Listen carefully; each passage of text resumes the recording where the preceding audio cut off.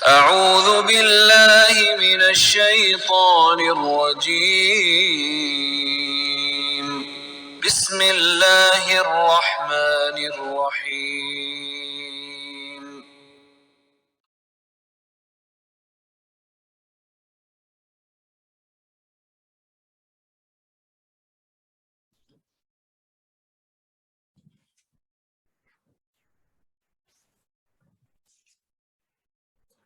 اعوذ باللہ من الشیطان الرجیم بسم اللہ الرحمن الرحیم رب اشرح لی صدری ویسر لی امری واحلل عقدۃ من لسانی یفقهوا قولی رب زدنی علما اللہم انی اسألک علما نافعا ورزقا طیبا وعملا متقبلا آمین رب یسر ولا تعسر وتمم بالخیر وبک نستعین اللہم صلی علی محمد وعلی آلہ وبارک وسلم۔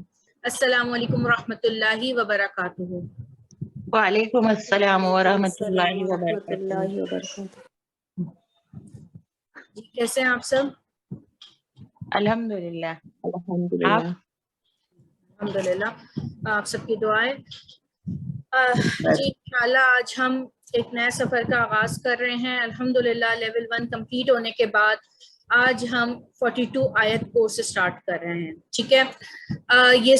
یہ تھوڑا سا آپ کے لیول سے تھوڑا سا ہائی ہوگا کیونکہ اب سارے رولز آپ الحمدللہ پڑھ چکے ہیں، تو رولز سارے بار بار آئیں گے، ہم امپلیمنٹ کریں گے۔ اب ہم باقاعدہ قرآن کی صورت کو ان سارے رولز کے ذریعے ہم پڑھیں گے، ٹھیک ہے، تاکہ آپ کو بھی آسانی ہو جائے کہ جی ابھی تک تو ہم آیات پڑھتے تھے، اب ہم قرآن کی جو ہے وہ پوری صورت اس پیٹرن سے پڑھیں گے اور سیکھیں گے، اور انشاءاللہ اس میں سارے رولز دوبارہ ہم پڑھیں گے، ٹھیک ہے۔ آئیے قرآن حکیم سمجھیں۔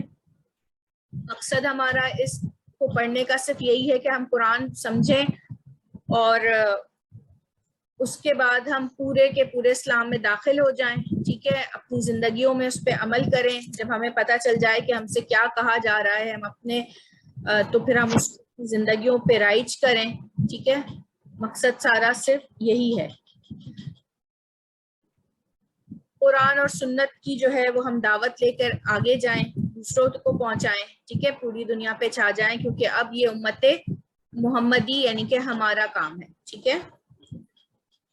اور یہ مشکل نہیں ہے، قرآن بالکل بھی مشکل نہیں ہے، کیونکہ اللہ تعالیٰ نے قرآن کے بارے میں خود فرمایا ہے سورہ قمر میں کہ وَلَقَدْ يَسَّرْنَا الْقُرْآنَ لِلذِّكْرِ فَهَلْ مِن مُدَّكِّرٍ، اور البتہ تحقیق ہم نے آسان کر دیا ہے قرآن کو ذکر کے لیے، تو پس ہے کوئی مدبر، کوئی غور و فکر کرنے والا۔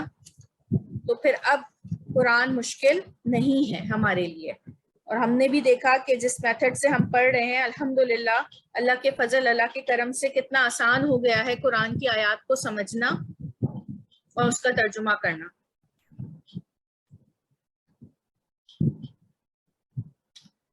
یہ ایک بہت پیاری سی دعا ہے، میں آپ کے لیے پڑھ دیتی ہوں اس کو۔ ہم کوشش کریں گے کہ ہم اب اس دعا کو بھی روز پڑھیں اور سمجھ کے پڑھیں۔ اللہم ارزقنی علما نافعا ورزقا وواسعا عمیق، اللہم ارزقنی رزقا واسعا حلالا طیبا مبارکا من عندک، اللہم ارزقنی حیات سعادتا وموت شہادتا۔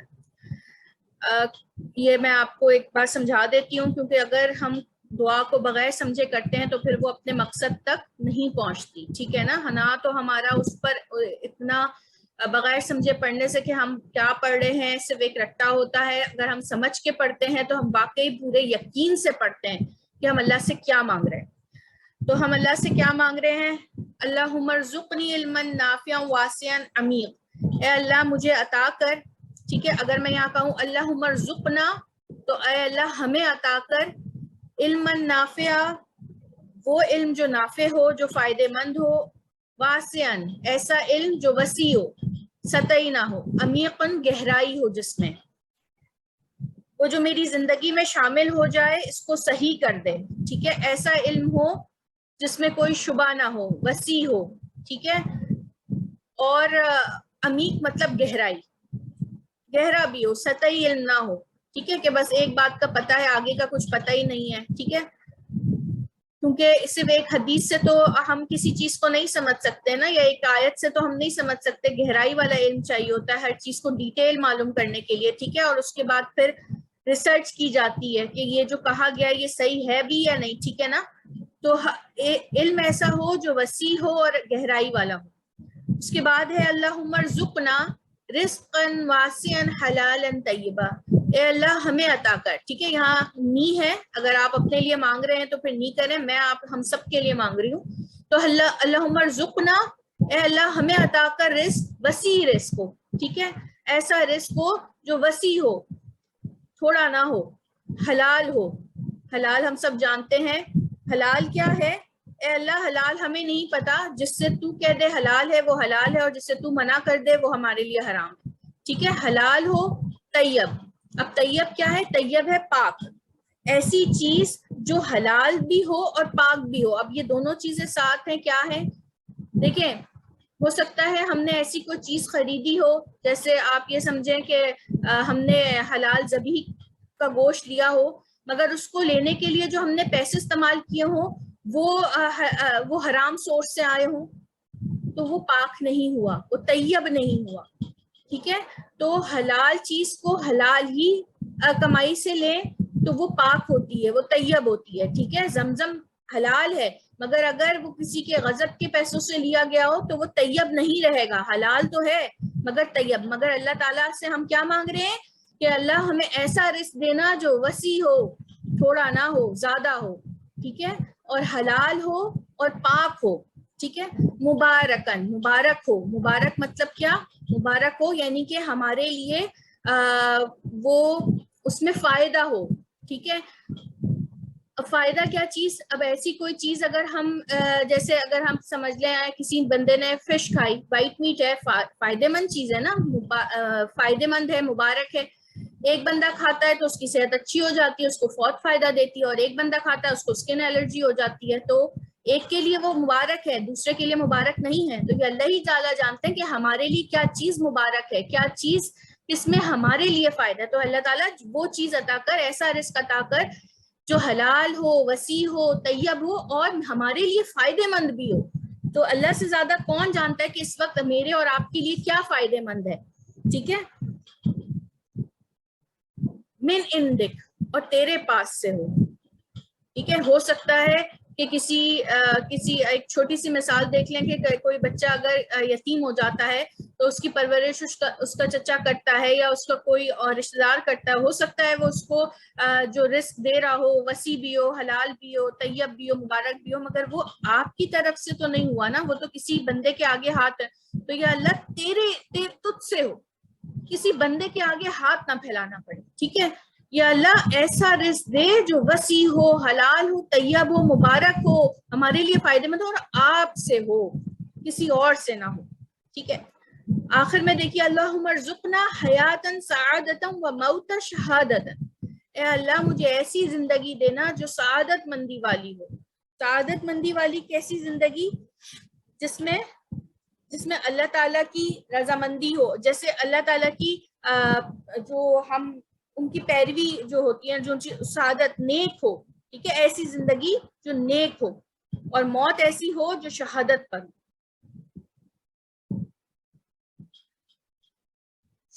آمین یا رب العالمین. الحمدللہ.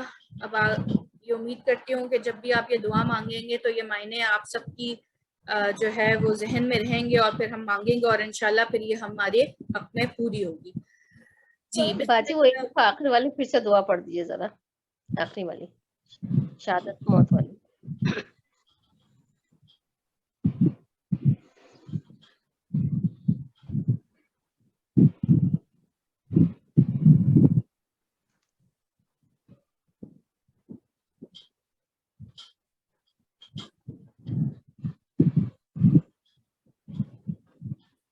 اللہم ارزقنا، یا آپ اپنے لیے مانگیں گے تو کہیں گے اللہم ارزقنی حیات سعادتا و موت شہادتا.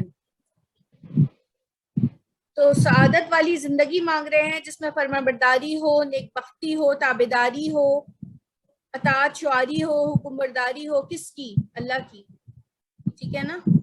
اور موت کیسی؟ جس میں شہادت ہو. ٹھیک ہے، یعنی کہ مرنے کے بعد بھی کہا جاتا ہے کہ اس کو کسی شہید کو مردہ نہ کہو، وہ زندہ ہے، ٹھیک ہے نا. نیک فالی، نیک اچھے اثرات، ایسی زندگی جس میں ہم نیک اثرات ہوں، نیک ہماری خوش قسمتی ہو، یہ سعادت مندی کی بہت ڈیٹیلڈ وہ ہے. ٹھیک ہے، جی ٹھیک ہے، جزاک اللہ. بھیا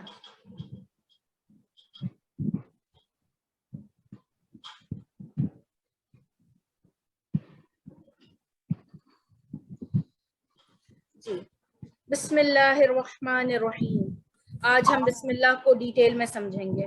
آئیے دیکھتے ہیں کہ بسم اللہ میں کیا ہے. سب سے پہلے بسم. بسم دو لفظوں سے بنا ہوا ہے، ہم سب کو معلوم ہے کہ با اور سم. ٹھیک ہے، اگر بسم سے ہم جو ہے با کو الگ کر دیتے ہیں تو سین اور میم رہ جاتا ہے. جو سین ہے اس پہ جزم ہے اور پھر میم. ٹھیک ہے، تو عرب جب ایسا کوئی لفظ ہوتا ہے جس میں جزم ہو اس کو نہیں پڑھا جاتا. اب جیسے اگر آپ سین نہیں پڑھ سکتے تو صرف رہ جائے گا می، تو اس کے تو کوئی معنی نہیں ہے نا. تو اگر کسی آخری کلمے کے آخر میں پہلا حرف ساکن ہو تو اسے بولا نہیں جاتا. پہلے ساکن حرف کو تلفظ دینے کے لیے شروع میں ہم ایک الف کا اضافہ کرتے ہیں. ٹھیک ہے، حمزۃ الوصل ہے، یہ ہم سب جانتے ہیں.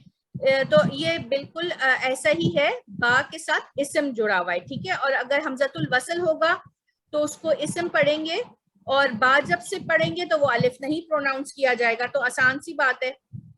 اب جیسے آپ دیکھیں محمد بن عبداللہ، ٹھیک ہے، تو محمد کی وجہ سے با جو ہے وہ پروناؤنس ہو رہا ہے، مگر جب محمد ہٹا دیں تو پھر آپ کو الف لگا کے ابن عبداللہ کہنا پڑے گا، ایک الف لگانا پڑے گا.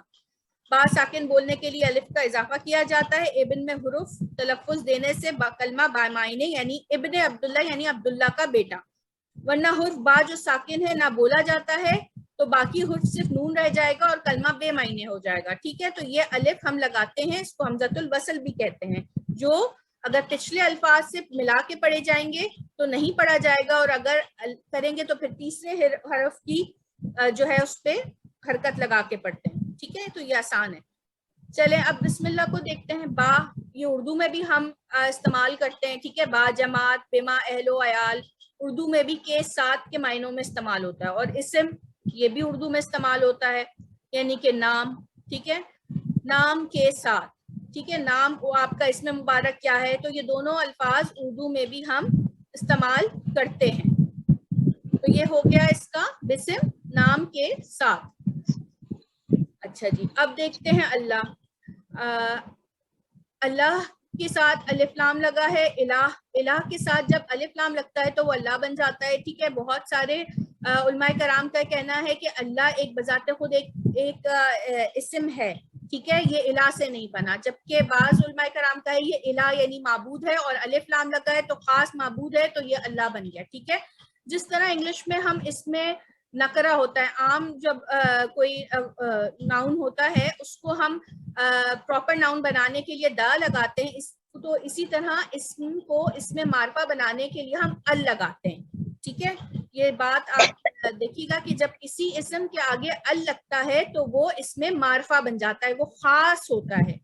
ٹھیک ہے، اب جیسے الہ، اب قریش میں تو بہت سارے الہ تھے نا، ان کے بہت سارے معبود تھے، مگر اللہ مطلب خاص اللہ.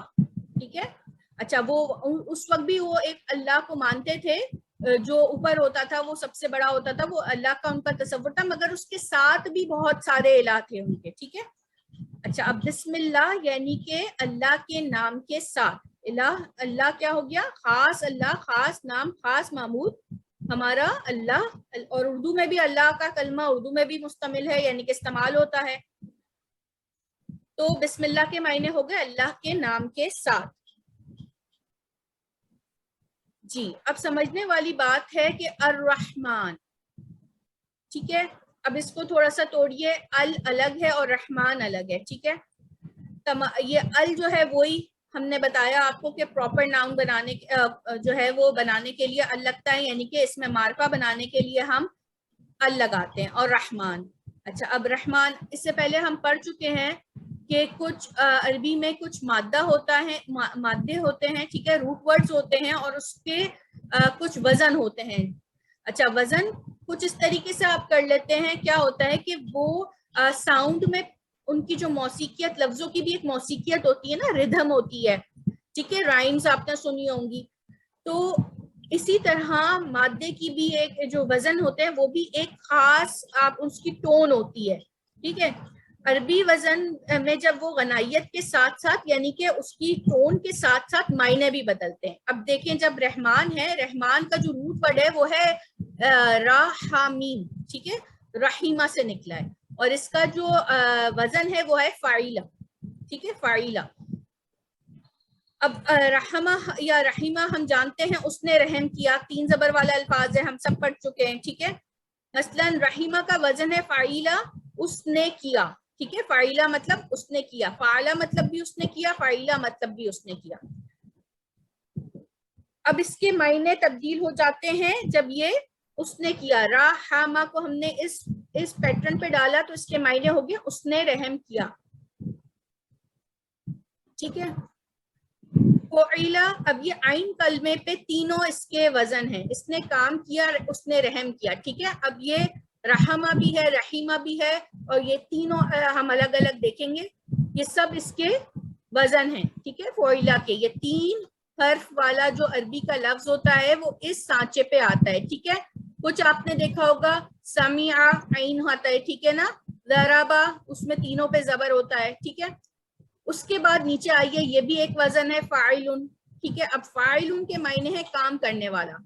اگر یہ رحمہ ہم اس فاعلن کے وزن پہ ڈالیں, کیسے ڈالیں گے, دیکھیں پہلا کلمہ ہمیشہ فاعل جو ہوتا ہے وزن پہ, دیکھیے پہلا ہمیشہ فا کلمہ ہوتا ہے, ٹھیک ہے. یہ فا ہے, یہ فا کلمہ ہے. عین کلمہ کیا ہے, سیکنڈ ہا, اور تھرڈ کیا ہے, میم, ٹھیک ہے. یہ لام کلمہ ہے. تو یہ 3 جو حروف ہیں, 3 حروف جو ہیں وہ اس طریقے سے آئے ہیں, ٹھیک ہے. اب اگر ہم فاعلون پہ یہ رحمہ ڈالیں, رحمہ, ٹھیک ہے, یہ 3 ورڈز ڈالیں تو پہلے آ جائے گا, پہلے ورڈ پہ ہمارے پاس کیا ہے, را, ٹھیک ہے. سیکنڈ پہ ہمارا کیا ہے, عین, ٹھیک ہے. سیکنڈ لفظ کیا ہے, الف ہے, تو را کے بعد الف آیا. عین کلمہ ہمارے پاس ہا ہے تو اس کی جگہ ہا آیا, اور میم, لام کلمہ ہمارے پاس میم ہے تو یہاں میم آیا. تو کیا ہو گیا, یعنی کہ اس نے کام کیا, اور یہ فاعلہ وہ کام کرنے والا. اس نے رحم کیا, راحمون, رحم کرنے والا, ٹھیک ہے. یہ پوائنٹ سمجھ آ رہا ہے کہ مادے کے الفاظ کو ان پہ ڈالے. اس میں اب دیکھیے مفعولن یعنی کہ جس پر کام کیا گیا, مفعولن بھی فا عین لام سے بنا ہے, ٹھیک ہے. یہ سانچہ ہے, اس کا مادہ آپ کو ملے گا مگر ایڈیشنل ورڈ ہے. اب ایڈیشنل کیا ہے, اس میں میم ہے اور واو ہے, ٹھیک ہے. اب اس کو ہا را میم کو اس پہ جب ڈالیں گے تو پہلا یہ جو پہلا حرف ہے وہ میم آ جائے گا, فا کی جگہ را آ جائے گا, ٹھیک ہے. تو کیا بن جائے گا, مر, ٹھیک ہے. عین کلمہ ہمارا ہا ہے تو ہم ہا لکھیں گے, اور واو ایڈیشنل تو واو ایسی رہے گا, اور آخر میں میم, تو جس پر کام کیا گیا, یعنی کہ مرحومن, جس پر رحم کیا گیا ہے. ہم کہتے ہیں نا انتقال ہو گیا, مرحوم ہو گیا, بیسکلی ان پر رحم کیا ہوتا ہے اللہ نے, ٹھیک ہے. تو یہ 3 ہیں, یہ انشاءاللہ بار بار آئیں گے, کنفیوز نہیں ہوئیے گا, پریشان نہیں ہوئیے گا کہ آج ہم نے یہ کیا پڑھ لیا ایک دم سے. یہ انشاءاللہ ہم اس کو اور ڈیٹیل میں بھی بار بار پڑھیں گے, آپ کو ذہن نشین ہو جائیں گے. ابھی آپ نے یہ یاد رکھنا ہے کہ جیسے آپ کوئی بیکنگ کرتی ہیں, آپ اپنا جو بیٹر ہوتا ہے وہ کسی مولڈ میں ڈالتی ہیں, ٹھیک ہے. تو آپ کا بیٹر وہ مولڈ کی شکل اختیار کر لیتا ہے. اسی طریقے سے جو وزن ہوتے ہیں وہ مولڈز ہوتے ہیں, ٹھیک ہے. ان کے اپنے کچھ معنی ہوتے ہیں, ان کی کچھ ڈیپتھ ہوتی ہے. جب ہم اس میں ہم اپنا مادہ ڈالتے ہیں, ٹھیک ہے. عربی زبان میں 3 حرف والے جو فعل ہیں, ٹھیک ہے, بیسکلی جو فعل ہیں عربی زبان کے, ہم نے سب نے فعل پڑھے ہوئے ہیں, ٹھیک ہے. ضربہ, جمع, سمع, یہ آپ کا پہلا سبق ہے, ٹھیک ہے. یہ سارے بیسکلی ہمارے کیا ہوتے ہیں, جو 3 لیٹرز والے ہوتے ہیں وہ زیادہ تر مادہ ہوتا ہے, ٹھیک ہے. وہ زیادہ تر ہمارا پیٹرنز ہوتے ہیں, وہ زیادہ تر وزن ہوتے ہیں, ٹھیک ہے. جیسے سمیع ہے تو سمیع جو ہے وہ فاعلہ ہے, ٹھیک ہے, پیٹرن فاعلہ کے پیٹرن پہ ہے, ٹھیک ہے. یہ مادے ہیں, زیادہ تر مادے. رحیمہ مادہ ہے, روٹ ورڈز ہیں, ٹھیک ہے. اسی سے رحم سے اب کتنے ورڈ بنے, راحمہ بن گیا, راحمن بن گیا, مرحومن بن گیا, ٹھیک ہے. تو یہ ایک چھوٹا سا بھی اسٹارٹنگ میں ہے، آپ نے پریشان نہیں ہونا اس پہ بالکل بھی. اب دو پیٹرن اور سمجھ لیجئے، دو وزن اور سمجھ لیجیے، ایک ہے فعلان اور ایک ہے فعلان. فعلان کیا ہے؟ فعلان کی جو معنی ہے نا، اس کو سمجھنے کے لیے ہم اردو کے دو لفظ پڑھتے ہیں. ایک ہے طوفان. اچھا، جب تیز ہوا چلتی ہے تو ہم کیا کہتے ہیں کہ ہوا تیز چل رہی ہے. جب بہت تیز ہوا چل رہی ہے تو ہم کہتے ہیں بہت تیز ہوا چل رہی ہے. ہم اس وقت بھی طوفان نہیں کہتے. جب بہت تیز ہوا چلے، ٹھیک ہے، عام رفتار کی بجائے تیز چلے اور راستے کی تمام رکاوٹوں کو توڑ کر چلے، سارے سائن بورڈز اکھاڑ دے، اپنے راستے میں آنے والی کسی رکاوٹ کو نہ رہنے دے، درختوں کو اپنی جڑوں سے اتار دے، تو ہم کہتے ہیں طوفان آ گیا. ٹھیک ہے، اور طوفان کس کے وزن پہ ہے؟ فعلان کے وزن پہ ہے. ٹھیک ہے، اس کے بعد آپ دیکھیے طغیان. طغیان کیا ہے؟ پانی اگر ندی میں نالے میں جب بہہ رہا ہے عام رفتار میں تو اپنی حدوں میں ہے. ٹھیک ہے، جب تھوڑا سا اس میں جوش آتا ہے اپنی حدوں کو توڑ کر نکلتا ہے، سائڈوں سے نکل جاتا ہے. ابھی ہم نے دیکھا کہ کس طریقے سے سیلاب آیا، اپنی حدوں سے پانی نکل گیا، کوئی چیز اس نے نہیں دیکھی اور وہ بہتا چلا جا رہا ہے. ساری رکاوٹیں اس نے ہٹا دی، سب کچھ مطلب اتنا زیادہ ہے کہ اس کے آگے کوئی عمارت، کوئی چیز نہیں ہے. تو یہ ہم کہتے ہیں طغیانی آ گئی، پانی میں طغیانی آ گئی. ٹھیک ہے، اچھا اب فعلان کو سمجھ لیجئے. صرف ایک زبر اور پیش کا فرق ہے. کسی کا ناراض ہوتا ہے، کوئی غصہ ہوتا ہے، آپ سے بات نہیں کر رہا، تو ہم کہتے ہیں ناراض ہے. ٹھیک ہے، مگر ناراضگی جب جوش، ولولے اور انسانی شرافت کو بھی توڑ دے، مطلب حدیں توڑ دے، بالکل گالم گلوچ پہ بندہ آ جائے، تو ہم کہتے ہیں بھائی مار پیٹ پہ اتر آئے تو کہتے ہیں بھائی فلاں بڑا غضبان ہے، بھائی ان کا تو غصہ بہت ہی زیادہ غضبان ہے. اردو میں ایکچولی ہماری اردو بھی تھوڑی کمزور ہے نا، تو اس لیے ہم یہ الفاظ بہت کم ڈیپتھ میں جانتے ہیں. جن کو یہ پتا ہو تو پھر ان کو پتا ہوگا کہ اصل میں یہ لفظ کب اور کہاں استعمال کیے جاتے ہیں. اس کے بعد ہے فیضان. ٹھیک ہے، فیضان فعلان کے وزن پر ہے. اس کے معنی کیا ہے؟ جب کہیں سے کوئی فائدہ ملے تو ہم کہتے ہیں فلاں سے ہمیں فیض پایا ہم نے. ٹھیک ہے، مگر فیض دینے والا پھر ہر وقت ہر جگہ دیتا رہے، ہر ایک کو دیتا رہے، کسی سے امتیاز نہ کرے، تو ہم کیا کہتے ہیں؟ مطلب کس کو اور ناقص میں فیض بانٹتا رہے، ہر ایک کو کہتے ہیں. ہم کہتے ہیں فلاں بڑا، مطلب فلاں کا بڑا فیضان جاری ہے، مطلب وہ تو بھائی ہر وقت دیتے رہتے ہیں، مطلب علم ہے اور سارا کچھ اس طرح نا، علم پھیلا رہے ہیں اور بہت زیادہ ہیں، کسی کو بھی نہیں دیکھتے، مطلب ہر ایک کے لیے حاضر ہیں، تو فیضان. اچھا اب یہاں پر ایک بات نوٹ کیجئے گا، فعلان اور فعلان میں کیا ڈفرنس ہے؟ فعلان ان چیزوں کے لیے ہے، اس میں وہ چیز ہوتی ہیں جو مادی ہوتی ہیں. ٹھیک ہے، طوفان ہمیں نظر آتا ہے مادی چیز ہے. ٹھیک ہے، طغیانی پانی میں ہوتی ہے، پانی سے ہو رہی ہے، مادی چیز ہے.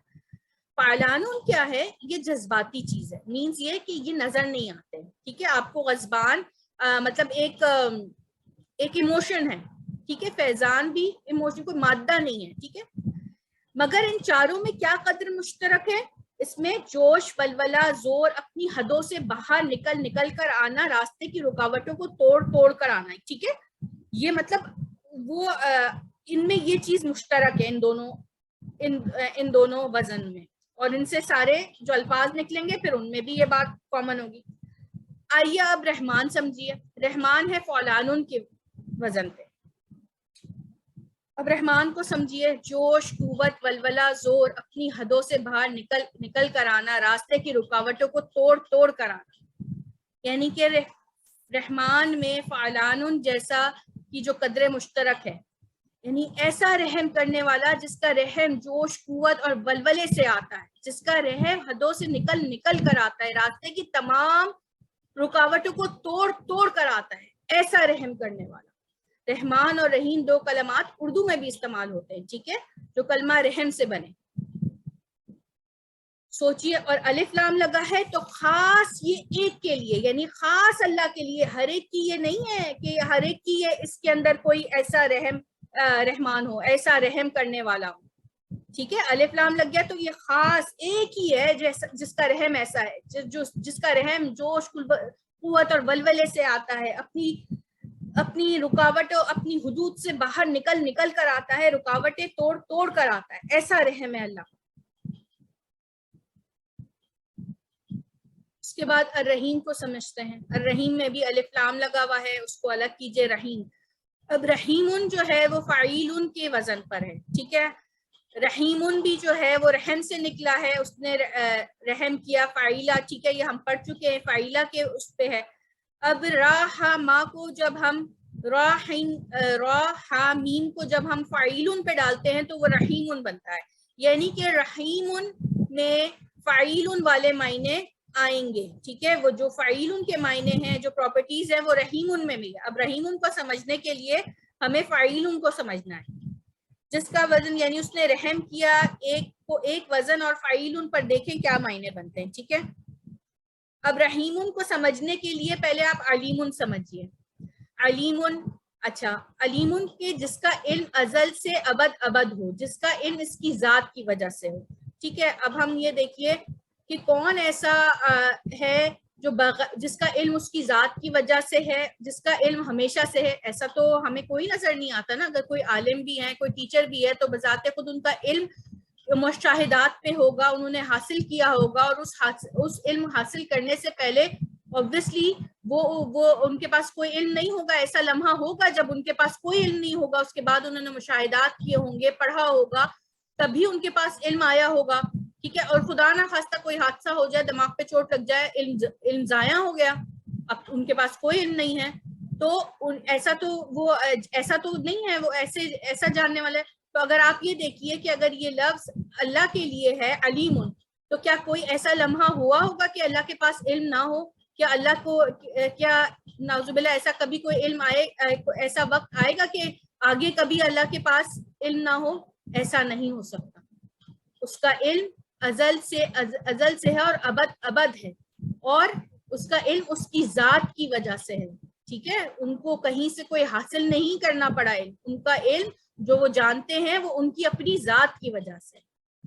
اس کے بعد دیکھیے عظیم, جس کی عظمتیں, ٹھیک ہے, بڑائی, عظمتیں ازل سے ہیں اور ابد ہوں, جس کی عظمتیں اس کی ذات کی وجہ سے ہوں. اب آپ سوچئے کہ اگر زندگی میں کبھی اپس اینڈ ڈاؤنز آتے ہیں, زندگی میں انسان کی زندگی کبھی کچھ باتیں ہوتی ہیں جس کی وجہ سے اس کی عزت بڑھ جاتی ہے, اور کچھ چیزیں ایسی ہوتی ہیں کبھی کم ہو جاتی ہیں, تو نعوذ باللہ کیا اللہ کی کبھی عظمت میں کمی بیشی آ سکتی ہے؟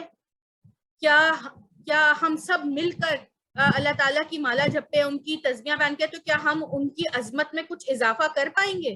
نہیں. اس کی عظمت اس کی اپنی ذات کی وجہ سے. اور کیا اگر ہم سب چھوڑ دیں, پوری کائنات چھوڑ دیں اللہ کا ذکر کرنا, تو کیا اس کی عظمت میں ہم کچھ کمی لا سکیں گے؟ نہیں, کبھی نہیں. یہ عظمتیں, یہ اللہ کا جو عظیم, اللہ کی عظیمیت ہے, وہ اس کی ذات کی وجہ سے, اور وہ ازل سے ہے, وہ ابد ہے, ہمیشہ ہے. اسی طریقے سے رحیم, ایسا رحم کرنے والا جس کا رحم ازل سے ہے, ابد ہے, کبھی نہ ختم ہونے والا, اور جس کا رحم اس کی اپنی ذات کی وجہ سے ہو. ہمارا رحم کیا ہے کسی بندے پر؟ اگر کسی بچے کا کوئی ایکسیڈنٹ ہو جاتا ہے تو آپ اس کے لیے اپنے دل میں ایک رحم کا جذبہ محسوس کرتے ہیں, ٹھیک ہے. اس کی کوئی پریشانی ہے, اس کی جیسے جیسے اس کا علاج ہوتا چلا جاتا ہے, تو کیا جس دن اس کو چوٹ لگی تھی ویسا آپ اس کے لیے محسوس کرتے ہیں, یا اس جذبے میں کمی آنا شروع ہو جاتی ہے جیسے جیسے وہ صحیح ہونے لگتا ہے؟ obviously آپ کی بھی جذبات میں تھوڑی سی ٹھنڈ آنے لگتی ہے, ٹھیک ہے, کم ہو جاتے ہیں. ہاں اب تو ٹھیک ہو گیا الحمدللہ, صحیح ہے. وہ پہلے دن جیسے نہیں رہتے, مگر اللہ کا رحم ایسا نہیں ہے, وہ ہمیشہ سے ایسی ہی ہے. یعنی کہ رحیمون اور فعیلون میں قدر مشترک کیا ہے؟ ہمیشگی, ازل سے ابد, دوامیت, ٹھیک ہے, ازل تا ابد, صفت ذاتی ہو, کسی کی وجہ سے نہ ہو. اللہ جو رحم کرتا ہے وہ اس کا اپنی ذات کا رحم ہے, ٹھیک ہے. تو دیکھیے بسم اللہ الرحمن الرحیم, یعنی کہ الف لام لگ گیا تو یہ خاص اسی کے لیے, اس جیسا کوئی رحم کرنے والا نہیں. بسم اللہ الرحمن الرحیم, اللہ کے نام سے جو رحمان اور رحیم ہے. یعنی کہ اچھا, اب اردو میں ہم کہتے ہیں شروع کرتا ہوں اللہ کے نام سے. نہ آپ نے دیکھا کہ ہم نے بسم اللہ پڑھی تو نہ تو یہاں شروع ہے نہ کرتا ہوں ہے, ٹھیک ہے. وہ ہم اس لیے کرتے ہیں کہ نبی کریم صلی اللہ علیہ وآلہ وسلم نے فرمایا کہ ہر کام کو شروع جب کرو تو بسم اللہ پڑھ لیا کرو. یعنی کہ ہم ہر کام شروع کرنے سے پہلے اس نیت کا وہ کرتے ہیں کہ ہم اللہ کے نام کے ساتھ کر رہے ہیں تو اس کے معنی کیا ہو جائیں گے، یعنی کہ ہمارے ذہن میں کیا ہونا چاہیے. اب اردو زبان میں تو ہم یہ رحمان اور رحیم کے ہم عاجز ہیں کہ ہماری زبان اتنی عاجز ہے کہ ہم اتنا بڑا ترجمہ لکھ ہی نہیں سکتے نا، کہ ہم تو صرف کہتے ہیں کہ اللہ کے نام سے جو رحمان اور رحیم ہے. مگر آج آپ نے دیکھا کہ کتنی ڈیپتھ ہے رحمان اور رحیم کے کلمے دو لفظوں میں، کہ اللہ کے اگر ہم اس کو اس پیرائے میں دیکھیں جس میں اللہ تعالیٰ نے نازل کیا ہے ان الفاظ کو جو چنا ہے، تو سوچئے کہ اس کی الگ ایک خاص عبارت کیسے بنے گی کہ اللہ کے نام کے ساتھ، جس کا رحم جوش قوت اور ولولے سے آتا ہے، اپنی حدوں سے نکل کر آتا ہے اور راستے کی رکاوٹوں کو توڑ کر آتا ہے. اس جیسی ہستی کوئی نہیں ہے، اس کا رحم ازل تا ابد ہے اور اس کا رحم اپنی ذات کی وجہ سے ہے، اور اس جیسا دوسرا کوئی رحم کرنے والا بھی نہیں ہے. ٹھیک ہے، تو جو اب یہ دیکھیے کہ اگر ہم اس کو اس یقین سے پڑھیں کہ ایسی ہم جو کام کر رہے ہیں اس میں ہمیں اللہ کی مدد اور اللہ کی وہ اس طرح آئے گی اور اتنا ایسے آئے گا کہ راستے کی دیواروں کو توڑ کر آئے گا، تو کیا وہ کام کامیاب نہیں ہوگا؟ کیا ہم اس کام میں کرنے میں کامیاب نہیں ہوں گے؟ ایسا نہیں ہو سکتا. اگر ہم اس نیت سے پڑھیں گے تو انشاءاللہ ہم ضرور کامیاب ہوں گے. ایک چھوٹی سی مثال سے میں یہاں پر اینڈ کروں گی کہ ایک قاری صاحب، ایک مولانا صاحب مسجد میں جمعے کے خطبے میں بیان دیتے ہیں اور بسم اللہ کے فائدے بتاتے ہیں، اور یہی بات بولتے ہیں کہ اگر آپ نے اس کو یقین سے پڑھا تو اگر آپ پانی پہ بھی پیر رکھیں گے تو وہ آپ کو راستہ دے دے گا. تو وہاں ایک کسان بیٹھا تھا سیدھا سادہ سا، اس نے کہا اچھا یہ تو بہت اچھی بات ہو گئی، کیونکہ اس کا کھیت جو تھا وہ ندی کے دوسری طرف تھا اور مسجد اور اس کا گاؤں وہ دوسری سائڈ پر تھا. تو کھیت سے اس کو 1-1.5 میل چل کے پل پہ جانا پڑتا تھا، اپنے ساتھ اس کو کچھ سامان اپنے مویشیوں کے لے کے جانا پڑتا تھا. وہ گٹرا سر پہ رکھتا تھا، پہلے 1.5 کلومیٹر چلتا تھا، پل کراس کرتا تھا، پھر 1.5 کلومیٹر جاتا تھا، مسجد میں نماز پڑھتا تھا، پھر اپنے گاؤں چلا جاتا تھا. اس نے کہا یہ تو میرے لیے بہت اچھا ہو گیا، آج سے میں بسم اللہ پڑھوں گا اور پانی میں کراس کر لوں گا یہاں سے، تو میرا راستہ بھی کم ہو جائے گا چلنے کا اور ٹائم بھی کم لگے گا. تو اس نے گٹرا اٹھایا، بسم اللہ الرحمن الرحیم پڑھا اور پانی میں پیر رکھ دیا اور پانی نے اس کو راستہ دے دیا، اس نے کراس کر لیا. پورا ہفتہ یہی ہوا اور وہ بہت خوش ہوا کہ بھائی یہ تو بڑی کام والی بات بتائی ہے. تو جب دوسرے جمعے میں جب مولانا صاحب آئے تو اس کسان نے ان کو بتایا کہ میں آپ کا بہت شکر گزار ہوں کہ آپ نے مجھے پچھلے جمعے بتایا کہ بسم اللہ کی یہ اہمیت ہے کہ اگر اس کو یقین سے پڑھا جائے تو پانی بھی. تو میں تو اب تو کہتے ہیں اچھا، کہتے ہیں کیا مطلب؟ کہتے ہیں میں تو بس اب یہ پانی میں پیر رکھتا ہوں، بسم اللہ پڑھتا ہوں، پانی مجھے راستہ دے دیتا ہے. تو کہتے ہیں اچھا. تو وہ کہتے ہیں اچھا ٹھیک ہے آپ جائیے، بہت اچھی بات ہے. پھر قاری صاحب کہتے ہیں کہ چلو میں بھی دیکھتا ہوں کیا واقعی انسان پانی پہ چل سکتا ہے. تو قاری صاحب جاتے ہیں اور ایک رسہ لیتے ہیں، تو دریا کے کنارے جو درخت ہوتے ہیں ایک وہاں سے باندھتے ہیں کنارہ اور ایک اپنی کمر پہ باندھتے ہیں کہ چلو پیر رکھتا ہوں، دیکھتا ہوں اگر پانی نے راستہ دے دیا بسم اللہ پڑھ کے تو کراس کر لوں گا، اچھا ہو جائے گا. جی. تو قاری صاحب نے جو ہے وہ رسے کو باندھا اور پیر جب دریا میں رکھا تو پانی وہاں پہ کچھ زیادہ گہرا تھا، تو وہ قاری صاحب جو ہے وہ ڈوب گئے اور غوطے کھانے لگے.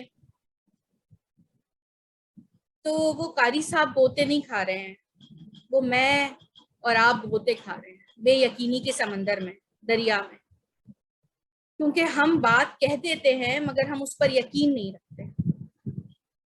اور جو ایک سادہ سا انسان تھا اس نے یقین کر لیا مگر کہنے والے کو خود اپنی بات پر یقین نہیں تھا، اور اس نے ایک سورس اپنے ساتھ لگا کے رکھی. تو اللہ نے دکھایا کہ ٹھیک ہے اگر تم یہ رسہ باندھ رہے ہو تو پھر تمہیں اس رسے پہ یقین ہے، تمہیں اس بسم اللہ پہ یقین ہے. تو اگر آج ہم بسم اللہ کو اس نیت سے اور اس معنی کو سمجھتے ہوئے اپنے ہر کام میں پڑھیں گے تو دیکھیے اللہ کی نصرت، اللہ کی مدد، اللہ کی رحمت اور کس طریقے سے آئے گی، اور آپ کو وہ کام ضرور کامیاب ہوگا. اس نیت سے کیجیے اور اس کو سمجھتے ہوئے، اس بسم اللہ کے ترجمے کو، اس کی ڈیپتھ کو سمجھتے ہوئے. یہی تو ہم مانگ رہے تھے نا اللہ سے شروع میں دعا میں کہ ہمیں گہرائی والا علم دینا. تو دیکھیے کہ آج ہم نے بسم اللہ کو گہرائی سے سمجھا ہے کہ کتنی گہرائی، کتنی ڈیپتھ ہے. اگر جب آپ پڑھیں تو سوچئے، 1 منٹ کو آنکھیں بند کریے کہ رحمان ہے تو دریا کس طریقے سے دریا بہہ رہا ہے اور کس طریقے سے اس کے اندر طغیانی آتی ہے تو وہ کیسے باہر نکلتا ہے, طوفان کیسے تھا, اس طرح اللہ کی رحمت آتی ہے اس بندے کے لیے. تو جب ہم جو بھی چیز ہم یقین اور اس پختہ یقین کے ساتھ پڑھیں گے تو انشاءاللہ ضرور ضرور اللہ کی نصرت, اللہ کی مدد ہمارے لیے آئے گی.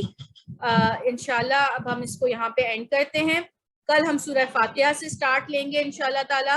سورہ فاتحہ بھی ہم اسی طریقے سے تمام رول کے ساتھ ڈیٹیل سے پڑھیں گے, ٹھیک ہے. سبحانک اللہم و بحمدک اشہد ان لا الہ الا انت استغفرک و اتوب الیک. اللہ تعالیٰ آپ سب کا بیٹھنا اٹھنا اپنی بارگاہ میں قبول اور مقبول فرمائے, آمین یا رب آمین. العالمین.